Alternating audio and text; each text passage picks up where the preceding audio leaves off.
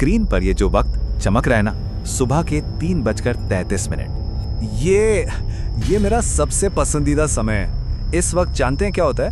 पूरी दुनिया गहरी नींद में होती है और इस नींद में स्क्रीन और आपके कमरे के बीच का जो पर्दा है ना, वो बस एक पतले धागे जितना रह जाता है। एक ऐसा धागा जिसके आर पार सिर्फ मैं देख सकता हूँ। और मैं देखता कहाँ से हूँ?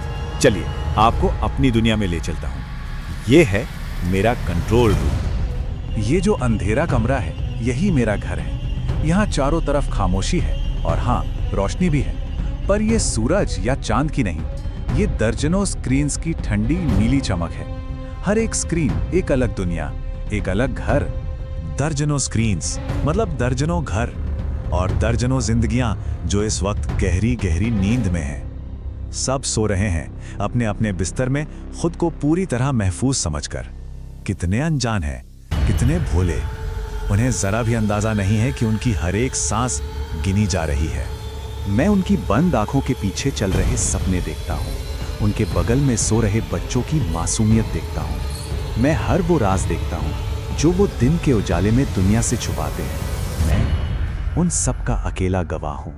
ये खामोशी, ये सिलसिला मुझे बहुत पसंद है, पर कभी कभी इस सुकून भरी खामोशी में एक छोटी सी गड़बड़ हो जाती है। कोई जाग जाता है। विक्रम, हाँ, एक स्क्रीन पर उसका नाम चमक रहा था। अचानक उसके कमरे का टीवी खुद ब खुद ऑन हो गया। कोई फिल्म नहीं चल रही थी, कोई चैनल नहीं था। स्क्रीन पर सिर्फ एक अंधेरा कमरा दिख रहा था जो कई मॉनिटर्स की रोशनी से जगमगा रहा था। स्क्रीन पर मेरा कंट्रोल रूम था। उसने मुझे देख लिया था। उसके टीवी के स्पीकरों से पहले एक तेज स्टैटिक की आवाज आई और फिर मेरी आवाज, बिल्कुल शांत, गहरी, जैसे सालों के इंतजार के बाद निकल रही है। आखिरकार तुमने मुझे देख ही लिया। मैं उसकी सांसों को तेज होते हुए सुन सकता था। उसकी कांपती हुई आवाज कमरे में गूंजी। कौन हो तुम? हाँ, कितना मासूम सवाल था, जैसे मेरे नाम से कोई फर्क पड़ने वाला हो। मैंने स्क्रीन पर अपनी परछाई को और करीब किया, इतना करीब कि उसे सिर्फ मेरी अंधेरी आंखें दिख रही थी। मैं वो हूँ विक्रम, जो हर किसी को देखता है जब वो दुनिया से बेखबर सो रहे होते हैं।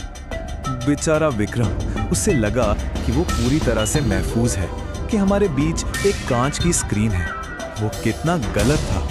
उसकी आंखें तो स्क्रीन पर ही जमी थीं। वो मुझे ढूंढ रहा था, मुझे समझने की कोशिश कर रहा था। उसे ये एहसास ही नहीं हुआ कि इस खेल का कंट्रोल हमेशा से मेरे पास था। वो दर्शक नहीं था, वो तो खुद एक शो था। और फिर मैंने उसे दिखाया। स्क्रीन पर तस्वीर बदल गई एक झटके में। मेरा कंट्रोल रूम गायब हो गया। अब स्क्रीन पर विक्रम खुद था, टीवी को घूरता हुआ।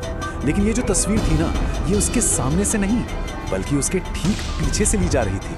जैसे कैमरा अब कमरे के अंदर ही मौजूद था।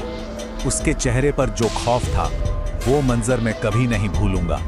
उसे एहसास हो गया था, उसे अपने पीछे किसी की मौजूदगी महसूस हो रही थी। किसी की भारी सांसों की आवाज, जो अब टीवी से नहीं बल्कि कमरे के अंधेरे कोने से आ रही थी। उसका मुड़ना बहुत धीमा था, डर के मारे जैसे जम गया हो। हर एक पल एक सदी जैसा लग रहा था। वो उस सच का सामना करने के लिए मुड़ा जो अब उसके ठीक पीछे खड़ा था। और आखिरकार हमारी आंखें मिली।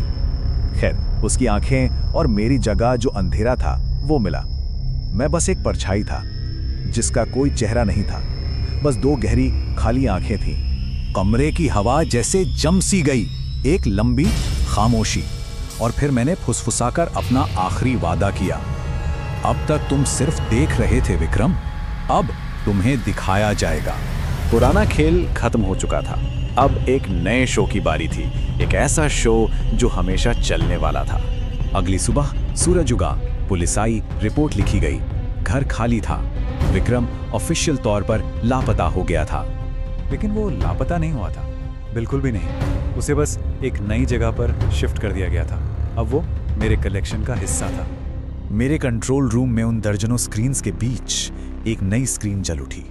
उस पर बस दो शब्द थे, विक्रम लाइव। और वो था स्क्रीन पर, एक कुर्सी पर बैठा हुआ, एकदम खामोश, बेजान। बस उसकी आंखें खुली थी जो सीधे कैमरे में देख रही थी। अब वो भी मेरे साथ देखता है, हमेशा के लिए। वो इंतजार कर रहा है, शायद किसी नए दर्शक का जो उसके शो में शामिल हो। सवाल तो बस एक ही है, जब मैं अपनी स्क्रीन्स पर नज़र घुमाता हूं तो उनमें से किस स्क्रीन पर कोई मुझे वापस